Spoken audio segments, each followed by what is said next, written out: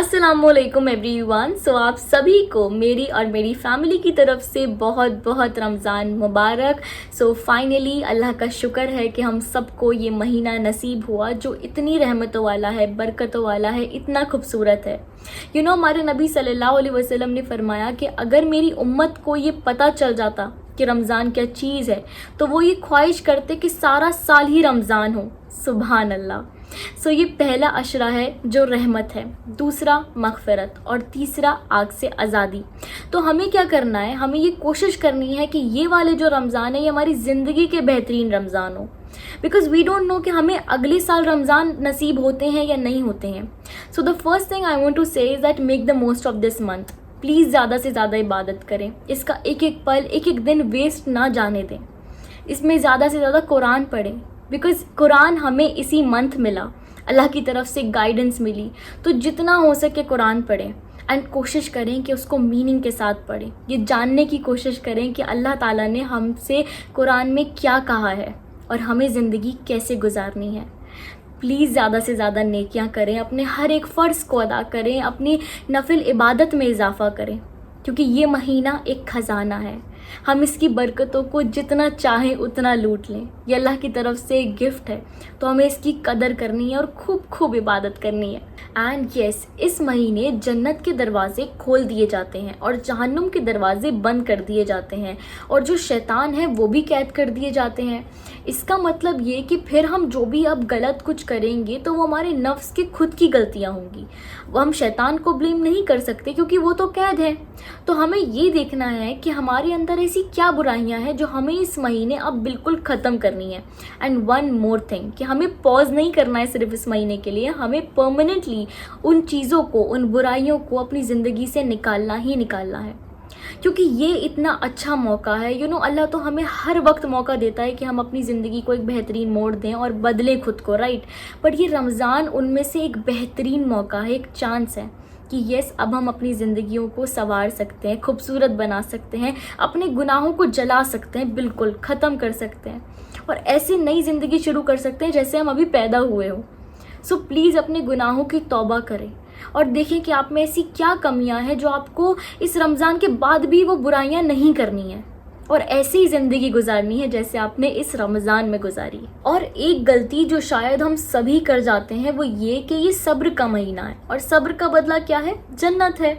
हम सोचते हैं कि रोज़ा रखना सिर्फ भूखे रहना और प्यासे रहना है, लेकिन नहीं, रोज़ा हर एक चीज़ का है, हमारी आँखों का, हमारे हाथों का, हमारी ज़बान का।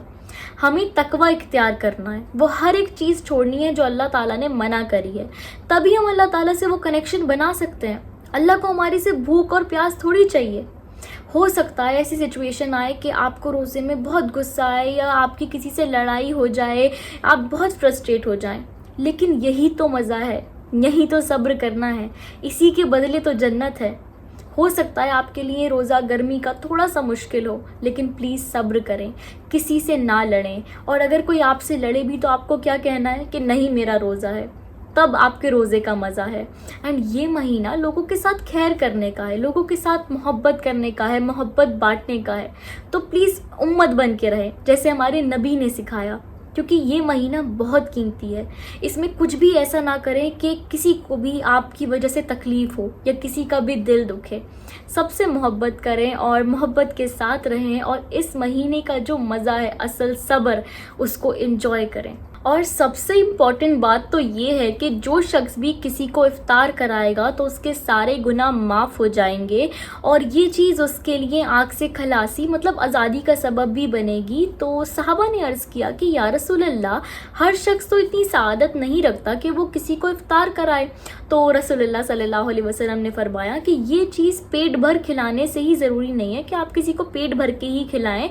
अगर आप किसी को एक घूंट पानी भी पिला देते हैं या एक खजूर भी खिला देते हैं तब भी आपको उतना ही सवाब मिलेगा। तो ये कितनी अच्छी बात है।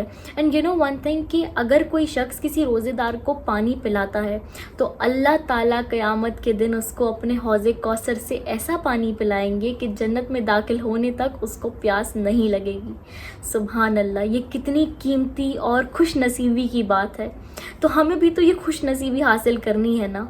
तो प्लीज़ कोशिश करें कि इस रमज़ान उन लोगों की स्पेशली मदद करें जो इतनी हैसियत या नहीं रखते हैं वो चीज़ के वो इफ़्तार अच्छी तरह से कर सकें, या बहुत मजबूर हैं या ऐसी हालात में है कि उनको आपकी मदद की ज़रूरत है। तो स्पेशली ऐसी लोगों की मदद करें, क्योंकि आप जैसा लोगों के साथ मामला करेंगे ना रहम का और खैर का, तो वैसा ही अल्लाह ताला भी आपके साथ मामला करेगा।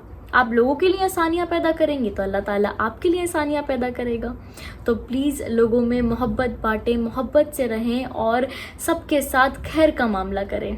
और अब बात आती है तरावी की। सो काफ़ी लोग क्योंकि इफ़्तार इतना कर लेते हैं या तो, और उसके बाद इतना लेज़ी फील करते हैं कि तरावी को छोड़ देते हैं।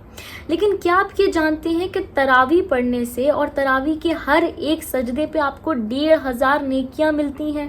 Can you believe it?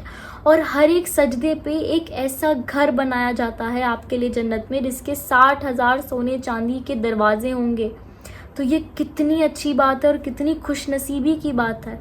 और हम थोड़े से लेज़ी होते हैं और ये चीज़ छोड़ देते हैं, पर ये कितनी कीमती है।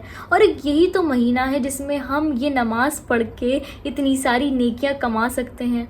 एंड एक दरख्त भी लगाया जाता है हर एक सजदे पे जिसके नीचे 100 साल तक एक घोड़ा घूम सकता है। सोचें, क्या ये चीज़ें हमें वैसे नॉर्मली करने से कुछ भी मिल सकती हैं? इतनी शानदार चीज़ें हमें इस महीने में कितनी ऐसी अपॉर्चुनिटीज़ दी गई हैं जो बाकी महीनों में नहीं है, स्पेशली तरावी जो हमें सिर्फ इसी महीने में दी गई है। तो प्लीज़ थोड़े से लेज़ी होने की वजह से आप तरावी को ना छोड़ें, क्योंकि ये बहुत कीमती चीज़ है। और कोशिश करें कि इफ़्तार थोड़ा कम करें, लेकिन तरावी को ना छोड़ें, क्योंकि हमें इसमें बहुत नेकियां मिलती हैं, बहुत फजीलत है। तो प्लीज़ तरावी की पाबंदी तो ज़रूर करें। ओके, सो एक बहुत ही ज़रूरी हदीस मुझे आप सब लोगों के साथ शेयर करनी थी जो मुझे बहुत अच्छी लगी, तो मैंने सोचा कि आप लोगों के साथ भी ज़रूर शेयर करूं। वो ये कि हुज़ूर सल्लल्लाहु अलैहि वसल्लम ने फरमाया कि मेरी उम्मत को ऐसी 5 चीज़ें दी गई जो इससे पहले उम्मत को नहीं दी गई। तो सबसे पहली तो ये कि इनकी जो मुंह की बदबू है वो अल्लाह ताला के नज़दीक मुश्क से भी ज़्यादा पसंदीदा है। और दूसरी ये कि हर रोज़ दरिया की जो मछलियां हैं वो इनके लिए दुआ करती है और इफ़्तार के वक्त तक करती रहती हैं। और तीसरा ये कि हर रोज़ जन्नत आरास्ता की जाती है और फिर अल्लाह ताला फरमाते हैं कि करीब है मेरे नेक बंदे जो दुनिया की मशक्क़तें छोड़कर फेंक कर मेरी तरफ आएँ। और चौथी ये कि जो सरकश शैतान हैं वो कैद कर दिए जाते हैं। और पांचवा ये कि रमज़ान की आखिरी रात में हर रोज़ेदार की मग़फ़िरत कर दी जाती है और उनको आखिरी रात पे इनाम दिया जाता है। सुभान अल्लाह। तो जब मैंने ये बातें सुनी, इतनी खूबसूरत बातें, तो मुझे लगा ये ज़रूर शेयर करनी चाहिए और हम सबको जाननी चाहिए, स्पेशली जो चीज़ें रमज़ान के बारे में है, राइट। सो आई होप आपको मेरी ये वीडियो पसंद आई होगी। एंड मैं बस इतना चाहती हूँ कि आप लोग सबको, मुझे, मेरी फैमिली को अपनी दुआओं में ज़रूर याद रखें, स्पेशली इस कीमती महीने में, एंड इवन हमेशा याद रखें। और उन सब लोगों को जो परेशान हैं या जो भी हम सब की दुआएं हैं वो इस रमज़ान ज़रूर कबूल हों, और हम जो भी इबादत करें हमारे सारे रोज़े अल्लाह ताला कबूल करे, और इस रमज़ान के ख़त्म होने से पहले ही अल्लाह ताला हम सब से राज़ी हो जाए, हम सब की इबादतों को कबूल कर ले। आमीन। इस रमज़ान मुबारक आप सबको, और दुआओं में याद रखें।